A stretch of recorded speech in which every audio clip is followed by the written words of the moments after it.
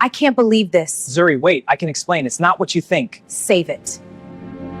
Everyone in Seoul knew Daniel Park's name, and everyone who knew his name said the same thing, that he was the kind of man who never lost.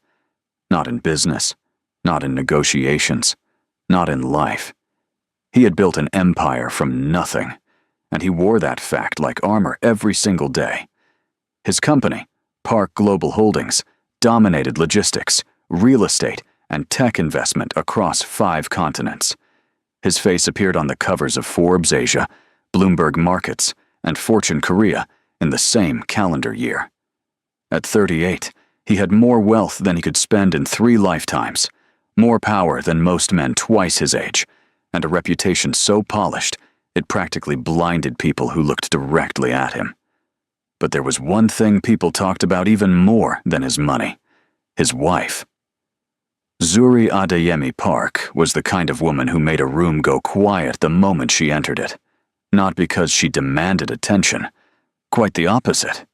She moved through spaces with a stillness that people found magnetic and slightly unnerving. Originally from Lagos, she had the kind of elegance that wasn't purchased. It was inherited, cultivated, and deeply rooted in who she was as a person. She spoke 4 languages. She read philosophy for pleasure. She could hold a conversation with a UN diplomat and a market trader in the same afternoon, and make both of them feel like they were the most interesting person she had ever met. Together, Daniel and Zuri looked like a masterpiece. The Korean billionaire and his Nigerian wife. Brilliant, beautiful, untouchable. But the most beautiful pictures often hide the ugliest truths. And the truth about Daniel and Zuri Park was this: their marriage had been dying slowly for years, and only one of them had been paying attention. It started with small things. The way Daniel stopped asking about her day. The way his eyes drifted to his phone during dinner. The way he laughed louder at parties with investors than he ever laughed at home. Zuri noticed every single shift. She cataloged them silently the way a doctor monitors a patient's vitals, watching for patterns, measuring the distance between what was and what used to be. She never said a word, not because she was weak, but because she was patient.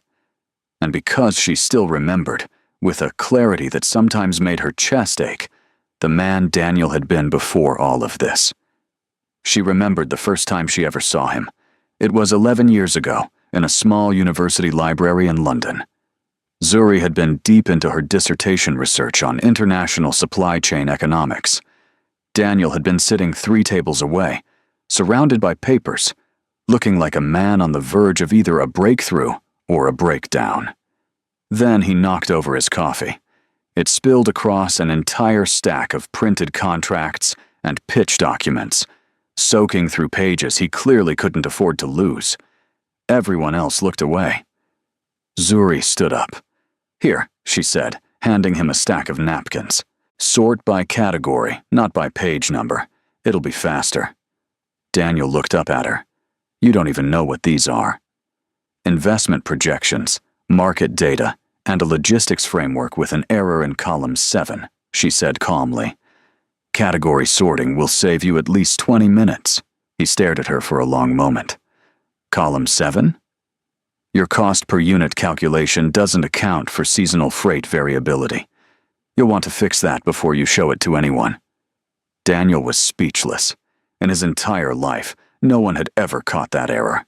Not his mentors, not his business school professors, not the 3 potential investors he had already pitched.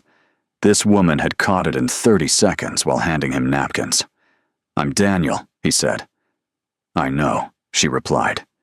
"You presented at the Entrepreneurship Symposium last month. Your logistics model is interesting. A little overconfident, but interesting." He laughed.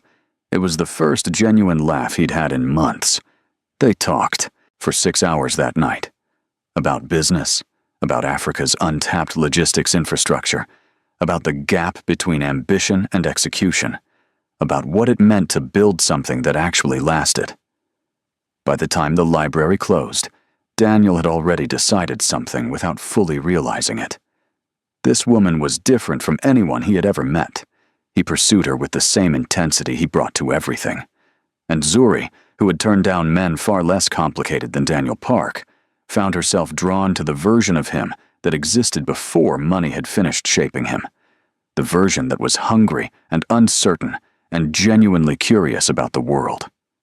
When his company's first major contract came through, he called her before he called anyone else. When his first round of funding fell through, she stayed on the phone with him until 2 a.m, not offering empty comfort, but helping him rebuild his strategy from scratch. And when Daniel Park finally stood at the top of the mountain he had been climbing for years, he looked to his left, and Zuri was there. He married her in a quiet ceremony in Lagos, surrounded by her family, with the Atlantic Ocean behind them and a future ahead of them that seemed infinite. But infinity has a way of shrinking when a man stops looking at what he has and starts measuring what he wants next. By the time Zuri had been his wife for 7 years, Daniel had stopped seeing her. Not literally. He saw her every day. He sat across from her at breakfast. He stood beside her at public events. He introduced her at galas as "my wife, Zuri," with a pride that had become purely performative. But the act of truly seeing her, the way he used to see her across that library table, had quietly disappeared. And the rumors had started. At first they were whispers. A socialite mentioned seeing Daniel at a private dinner in Jeju with a woman who was not Zuri. A business journalist hinted at a close professional relationship with a brand ambassador in a blind item that wasn't particularly blind. Zuri's closest friend, Amara, called her from London and said, "Zuri, I need you to tell me these things I'm reading are lies." Zuri said, "I'll handle it." But she didn't say they were lies, because she didn't know anymore. What she did know was that something fundamental had shifted in the architecture of her marriage. She felt it the way you feel a structural crack before a building falls. Not with drama, but with a slow, certain dread. She told herself she was waiting for clarity, for evidence, for Daniel to give her something definitive, one way or the other. She wasn't ready to walk away from 11 years based on rumors and cold dinners. She needed to see it herself. And on a Tuesday evening in October, she did. Zuri had spent the day at a Cultural Foundation board meeting in Gangnam.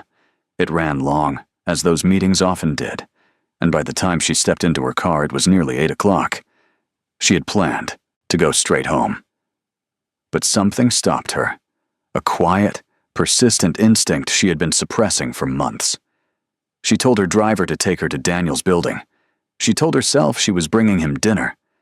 She had even stopped at a restaurant she knew he loved and picked up his usual order: samgyeopsal, kimchi stew, the barley tea he drank when he was stressed. She held the bag in her lap the entire drive and tried not to examine her own motives too closely. The lobby of Park Global Holdings was quiet at that hour. The evening security guard recognized her and waved her through with a respectful nod.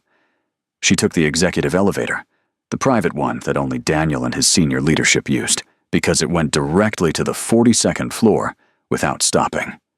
She pressed the button and waited. When the doors opened, she stepped in. The elevator was lined with brushed steel and soft amber lighting. It smelled faintly of cedar and expensive cologne. Daniel's cologne. She pressed 42.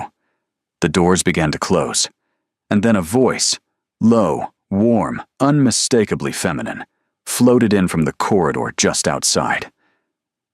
"You're terrible, you know that?" Laughter. Daniel's laughter. Zuri's hand moved instinctively to the door open button. She pressed it before she could think. The doors slid back open, and there they were.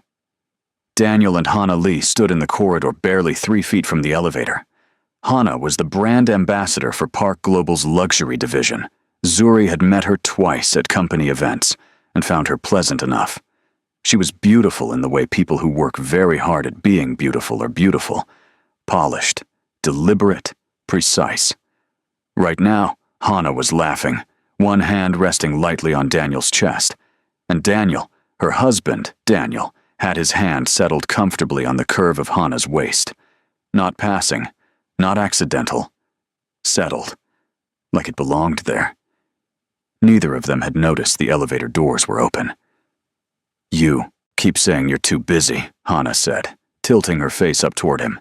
"But you always make time when it matters." "Only for the right people," Daniel said.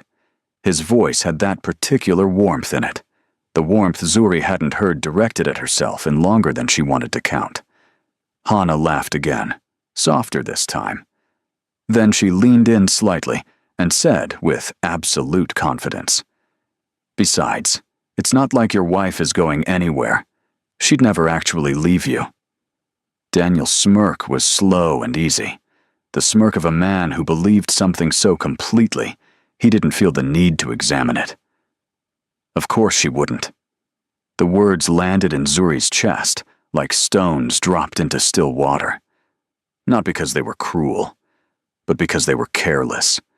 Because Daniel had said them the way you state a fact about the weather. Something obvious. Something you never have to think about. Your wife would never leave you. Of course she wouldn't. Zuri felt something complete itself inside, her in that moment. Something that had been building for years finally reached its end. It was not rage. It was not grief. It was something quieter and more final than either of those things. It was clarity. She loosened her grip on the dinner bag, set it gently on the elevator floor, and stepped back slightly. The movement must have caught Daniel's eye because he looked toward the elevator and saw her. The color left his face. "Zuri." She stepped calmly into the elevator. She pressed the lobby button. She did not look at Hana. She did not look at Daniel. She stood in the center of the elevator, with her hands folded in front of her, and her eyes fixed on the middle distance. Zuri. Wait. That wasn't. Daniel stepped forward, jamming his hand against the doors to keep them open. That wasn't what it looked like. Hana and I were just... Daniel. Her voice was so calm it seemed to come from somewhere outside of her body. Let go of the door. Something in her tone stopped him. Not anger, not accusation, just a stillness so complete it was almost frightening. He slowly removed his hand. The doors closed. The ride down took 42 floors and exactly 31 seconds. Zuri counted them. She stood perfectly straight, her breathing even, her face composed. When the doors opened in the lobby, she walked out without looking back. "Mrs. Park." The security guard smiled. She smiled back. "Good night, Mr. Jong." And she walked out of the building into the cold October air, and she kept walking until she found her car, and she got in, and she said to her driver very quietly, "Take me home, please." She sat in silence the entire ride. She did not cry. She had done her crying months ago, in private, for a marriage that had been leaving before she had proof of where it was going. Tonight was not for tears. Tonight was for decisions. By the time she reached the penthouse, she knew exactly what she was going to do. She had been thinking about it, she realized, for a very long time. She had simply been waiting for the moment that made it undeniable. And Daniel, brilliant, powerful, undefeatable Daniel, had given her that moment, with his hand on another woman's waist, and a smirk that said he never had to worry about consequences. She was going to give him one. She moved through the penthouse with quiet efficiency. She was not frantic. She did not throw things. She pulled her suitcases from the storage room and packed with the methodical calm of someone who had already made peace with a decision before executing it. The things that mattered, her personal documents, her research materials, the small carved wooden figure her mother had given her the day she left Logos for London, she placed carefully. The things that didn't matter, she left behind without ceremony. Her closet, her jewelry, her books. She took only what was hers before Daniel. It took her 2 hours. When she was finished, she stood at the dining table and wrote a note on a sheet of paper from the notepad in the kitchen drawer. She wrote only one line. "Thank you for showing me who you really are." She placed her wedding ring on top of it. Then she called a car and left. Daniel came home at 11:30, half convinced himself that it had not been as bad as it looked, already rehearsing the explanation he would give her. He was good at explanations. He was good at framing things. He had spent his entire career controlling narratives, and he walked through the penthouse door prepared to control this one. The silence hit him first. Not the ordinary silence of a quiet apartment. Something deeper. The particular quiet of a space that has been emptied of a presence it was built around. He walked to their bedroom. Her closet was open. Every shelf was bare. He walked to the bathroom. Her things were gone.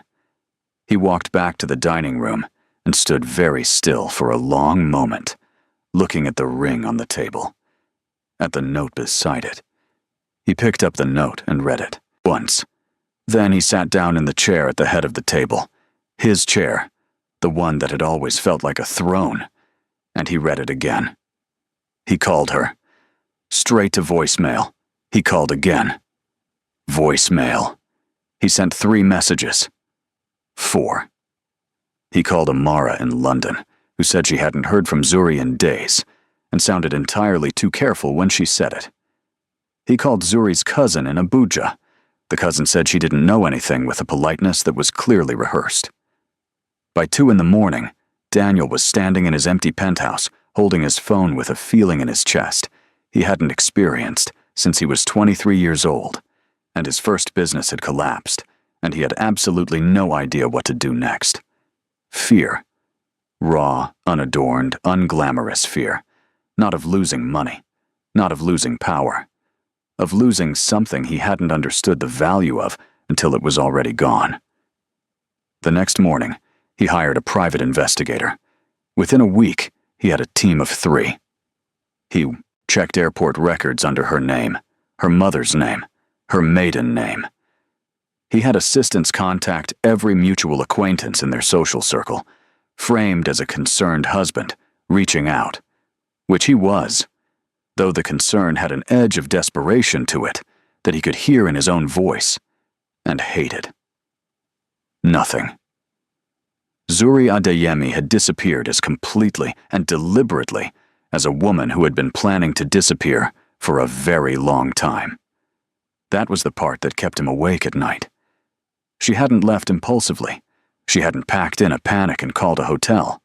She had left with the precision of someone who had been quietly preparing, who had known the direction she was going, and had simply been waiting for the right moment to start moving. Every detail was thought through. Her bank accounts, the ones connected to their joint finances, were untouched. She had clearly built her own resources independently, carefully, over a period of time he couldn't determine. She had planned this. While sitting across from him at breakfast, while standing beside him at galas, while listening to him talk about his business, his deals, his ambitions, she had been quietly building the door she intended to walk through. And he had been so certain she never would that he had never bothered to check if she was building it. The weeks without her changed something in Daniel. Not in the soft, redemptive way that stories sometimes promise. Not overnight. But in a slow, grinding way that was more honest than comfortable. His business empire continued to grow because it was a machine that no longer required his emotional presence. It ran on systems and people and infrastructure he had built to function with or without him. He showed up. He made decisions. He closed deals. But for the first time in his professional life, the winning felt flat. He would sit in meetings and look across the table at his executives and find himself thinking about a library in London, and a woman who caught a column 7 error in 30 seconds, and 6 hours of conversation that had felt more alive than anything he had experienced in years. He thought about what Hannah had said. Your wife would never leave you. He had agreed so easily, so automatically, like it was a fact of nature, and he understood now, in the cold and humbling aftermath, what that agreement had revealed about him. He had never respected the possibility of losing Zuri, because he had never truly respected Zuri. not in the way that counted. He had loved her in his own diminished way, as a fixture, as a constant, as the steady and beautiful presence that anchored his personal life, while his professional life expanded without limit. He had loved her the way people love a landscape, grateful it existed, rarely stopping to look at it, and she had known it. That was the part that undid him most. She had known it for years, and she had stayed anyway, loyal and patient and quietly whole, waiting. He now understood, not for him to change, but for herself to be certain. To be absolutely certain before she moved. He had given her that certainty in 31 seconds in an elevator. He threw himself into work the way men like Daniel throw themselves into work, completely, punishingly, as if productivity were a form of penance. He expanded into 3 new markets. He restructured 2 underperforming divisions. He worked 16-hour days and slept 4 hours a night, and told himself this was who he had always been. This machine, this engine, and that Zuri's absence had only returned him to his natural state. He didn't believe it, but he said it enough that it almost sounded true. 2 years passed. In the spring of his 2nd year without her, Daniel received an invitation to the Asia-Pacific Economic Leadership Summit in Singapore. It was the kind of event he attended every year. Keynote speeches, panel discussions, private dinners with the kind of people who moved markets with a phone call. He had been a featured panelist 3 times. He knew the format, knew the rooms, knew the choreography. He arrived at the Marina Bay Sands Conference Center on a Wednesday morning and moved through the opening reception with the ease of long practice. He shook hands. He made small talk. He positioned himself in 3 different conversations, simultaneously, the way powerful men learn to do. He was utterly in control of everything around him. Then he took his seat in the main auditorium for the opening keynote and picked up the program from his chair. He was reading the schedule when the MC stepped to the podium and began the formal welcome. Daniel only half listened. He was scanning the list of afternoon breakout sessions when the MC said, "And it is my great privilege to introduce our morning keynote speaker. She is the founder and CEO of Aegis Global Logistics, a company that has transformed supply chain infrastructure across 12 African and Asian markets in under 2 years and has been called by The Economist." Daniel looked up. One of the most disruptive logistics enterprises of the decade. Ladies and gentlemen, please welcome Zuri Adeyemi. The applause began, and the woman who walked onto that stage made Daniel's breath leave his body so completely it took him 3 full seconds to pull it back. It was Zuri. But it was not the Zuri he had been carrying in his memory. The Zuri in his memory was elegant and quiet, present in the background of his life like soft music. Beautiful, but still. The woman on that stage was a force. She walked to the podium with the kind of authority that is not performed, but inhabited. The authority of someone who has spent 2 years proving something to the world and has stopped needing the world's approval in the process. She was dressed in a deep blue suit that was both powerful and precise, her natural hair framing her face like a crown. She looked out at the audience of 500 executives, and her expression said, without words, that she was exactly where she was supposed to be. She began to speak, and the room fell quiet, the way rooms fall quiet when someone says something true. 2 years ago, she said, I started Aegis Global with 3 things: a business plan. I had been developing quietly for years, a conviction that the logistics infrastructure connecting Africa and Asia was broken in ways that represented an enormous opportunity, and the absolute certainty that I was no longer willing to build anyone else's dream instead of my own. A ripple moved through the audience. People leaned forward. Daniel sat very still. The question I get asked most often is, "What was your biggest obstacle in the first year?" Zuri continued. People expect me to say funding, or regulatory barriers, or market skepticism. Those were all real challenges, but they were not my biggest obstacle, She paused. My biggest obstacle was unlearning the habit of making myself smaller than I was, so that other people could feel larger. The applause was immediate and genuine. Daniel felt it like a physical thing. He sat through the entire 45-minute keynote and did not look at his phone once. She walked the room through Aegis's model, how she had identified underserved freight corridors between West African ports and Southeast Asian manufacturing hubs, how she had built a tech-enabled tracking system that cut delivery uncertainty by 60%, how she had partnered with local governments and regional banks to create a capital structure that didn't require her to go begging to the same institutional investors who had spent decades overlooking African logistics. She was brilliant. She was specific. She was on fire. When she finished, the standing ovation lasted almost 2 minutes. And somewhere in the middle of it, Zuri's eyes scanned the room the way speakers' eyes do, and they landed on Daniel Park. She looked at him for exactly 3 seconds. No anger, no triumph, no pain. Just a calm, clear recognition. The look of a woman who had considered this moment and was entirely prepared for it. Then she looked away. Daniel sat back down slowly when the applause faded and stared at the stage for a long moment after she had already exited. The man sitting beside him, a Singaporean hedge fund director, said, "Remarkable woman. Have you heard of her company before?" "Yes," Daniel said quietly. "I have." He spent the rest of the morning trying to get a private meeting with her.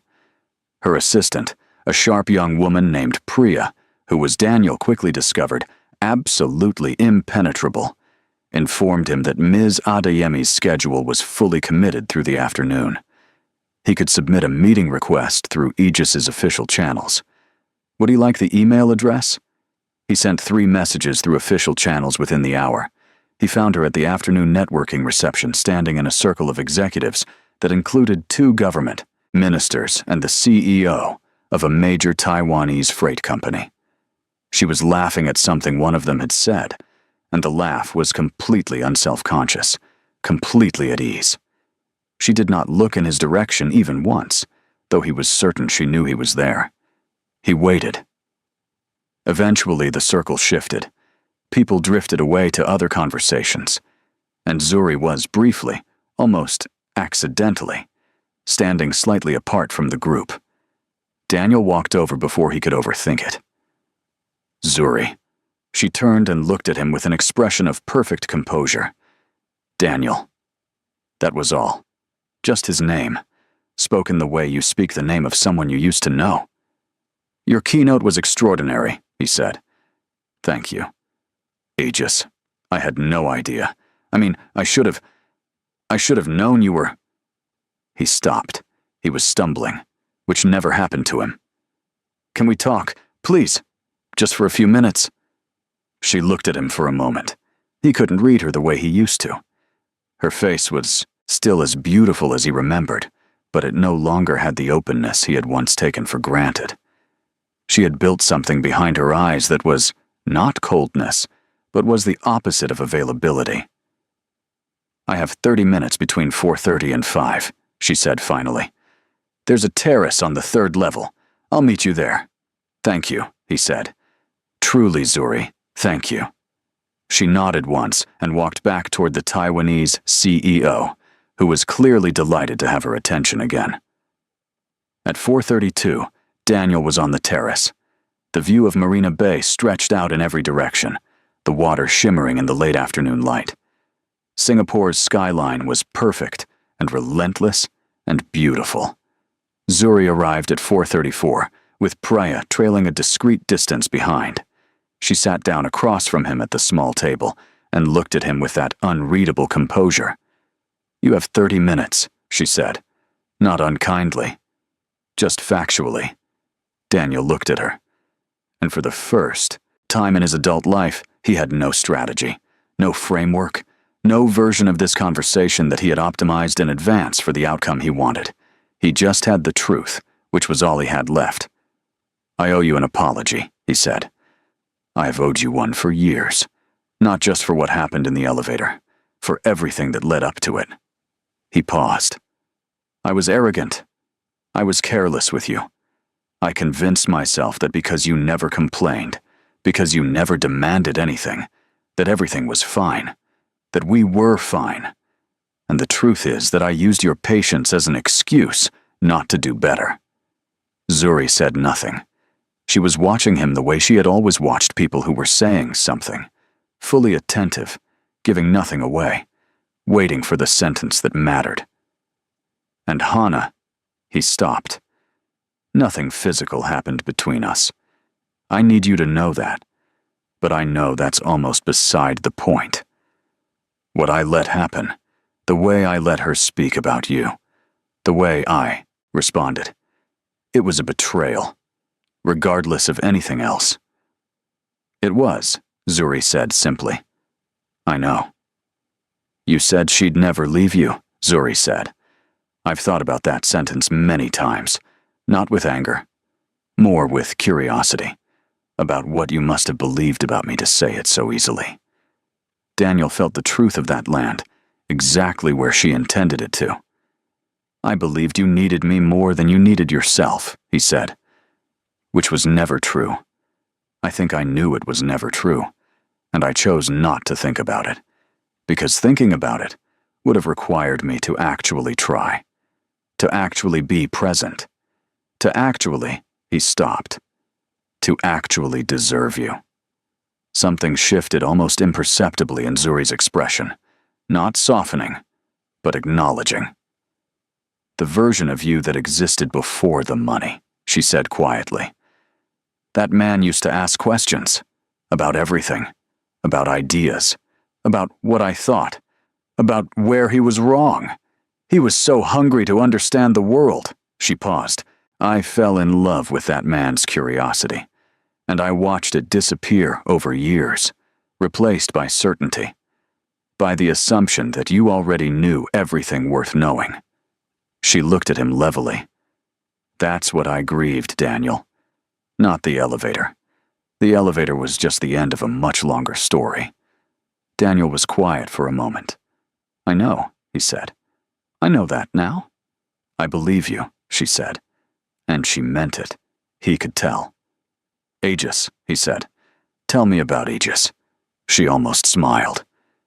You want to talk business? I want to know you built something like that, he said, because I was sitting in that auditorium watching you, and I was thinking, she was always this person. She was always capable of this, and I was so busy being the most important person in every room that I never made room for her to be this in my presence. Zuri was quiet for a moment. I started developing the model about 4 years ago, she said. Not because I was planning to leave, but because I needed something that was mine, something I was building for myself. And when the time came, she stopped. I was ready. 4 years, Daniel repeated softly. Yes. He thought about that. 4 years of her sitting across from him, planning, preparing, building something invisible and extraordinary, while he looked right through her. And now? Now, Aegis operates in 12 markets, with a 14th launching in Q3, she said, with a straightforward pride that was nothing like boasting. We have 460 employees. Our Series B closed at $230 million. We're profitable in 9 of our 12 active markets. Daniel stared at her. Zuri, I know, she said. You built all of that in 2 years.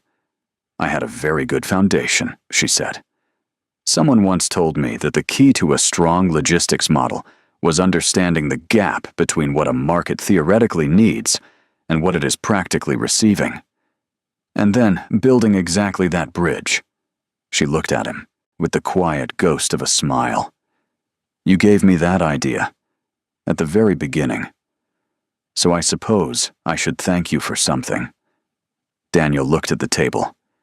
The weight of that she had taken his own teaching and built something that had outgrown anything he could have imagined for her, was almost too much to carry. He looked up at her. Come back, he said. He had not planned to say it, Or maybe he had known all along that he was going to say it, and had simply been building toward it the whole time. I'm asking you to come back, not as my wife who stands beside me, as my equal, as the person who makes me better. I have spent 2 years being worse without you, Zuri, in every way that counts. Zuri looked at him, and there it was, a flicker of something in her eyes. Not indifference, something more complicated than indifference. Something that might have been grief, or the memory of love, or the particular sadness of knowing exactly what might have been and choosing not to live there. Daniel, she said softly, I know I don't deserve. It's not about deserve, she said. It was never about deserve. She was quiet for a moment. Do you know what I felt in that elevator? Not rage, not even betrayal exactly. What I felt was relief, because I had finally been given permission to do what I had needed to do for years. To stop waiting for a man who had already left, not physically, but in every way that mattered, and to finally go toward the life I had been quietly building. Daniel was silent. You didn't lose me in that elevator, she said. You lost me long before that. The elevator just made it visible. She paused. And I? Her voice was steady, but he could hear something careful in it. I forgive you, Daniel, for the things you did, and the things you didn't do, and the version of me you chose not to see. I forgave you a long time ago, not for your sake, but for mine. Then come back, he said again, and his voice cracked slightly on the last word. Zuri looked at him for a long moment, and then she said, the thing that he would carry with him for the rest of his life. You're asking me to come back, she said quietly, but you're asking me 2 years too late. She stood up. She smoothed the front of her jacket. She picked up the small notebook she had set on the table. I have a dinner with the Kenyan trade minister at 7, she said, and a 6 a.m. call with our Manila team tomorrow. She looked at him one final time, and in her expression there was something that was not cruelty and not coldness, but was instead a kind of complete and settled peace. The peace of a woman who has arrived somewhere she intended to arrive and has no desire to go back to where she came from. Take care of yourself, Daniel. I mean that sincerely. She walked toward the terrace door. He did not call after her, not because he had given up, but because for the first time in his relationship with this woman, he respected her enough to let her choose. And she had chosen, clearly, without drama, without anger, without a single moment of hesitation. He sat on that terrace for a long time after she left, watching the sun go down over Marina Bay, and he thought about 11 years and a spilled coffee and a column, 7 error, and 6 hours of conversation in a library that had changed the direction of his life. He thought about how he had turned something extraordinary into something ordinary, through sheer inattention, through the assumption that extraordinary things stayed extraordinary without tending. He thought about the 31 seconds in the elevator, and the note on the dining table, and the empty closet. And he understood, finally and completely, that the greatest loss of his life had not been a market collapse, or a failed acquisition, or a business that didn't survive. It had been the slow, invisible erosion of a woman's belief in him, and his total failure to notice it happening until she was already gone. Zuri Adeyemi did not look back as she walked through the glass doors of the terrace. She stepped into the corridor, where Priya was waiting with a tablet and a schedule, and 3 messages from investors on 2 different continents. The trade minister's dinner has been moved to 7:30, Priya said, falling into step beside her. And the Series C advisors want to schedule a call for next week. Perfect, Zuri said. Let's look at Thursday. She walked down the corridor of the Marina Bay Sands Conference Center, with her head up and her shoulders back, and a calm in her chest that had taken 2 years to build, and that she intended to protect with everything she had. She passed groups of executives, journalists, delegates from a dozen countries. Several of them recognized her from the morning keynote. Several nodded or smiled. A young woman who couldn't have been more than 25 years old stopped her and said, "Ms. Adeyemi, I just want to say, your speech this morning completely changed how I'm thinking about my own startup." Zuri stopped.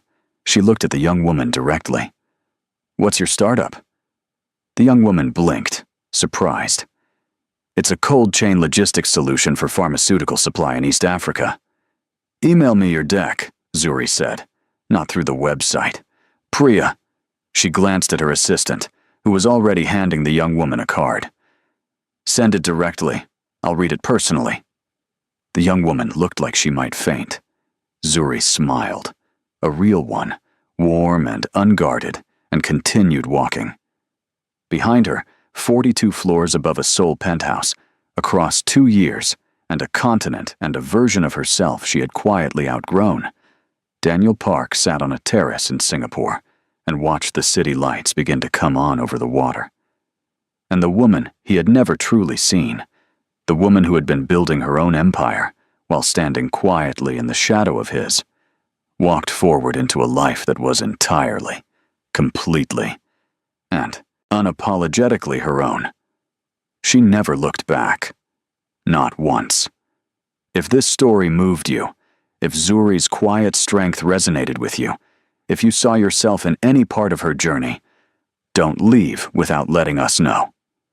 Drop a comment below telling us what moment hit you the hardest. Was it the elevator? The note? That final line on the terrace? We read every single one. And if you believe in stories about women who choose themselves, share this video with someone who needs to hear it today. Like this video so more people find this story. And if you haven't already, subscribe and hit the bell, because we release new stories every week, and you do not want to miss what's coming next. Zuri built her empire quietly. The least we can do is make some noise for her.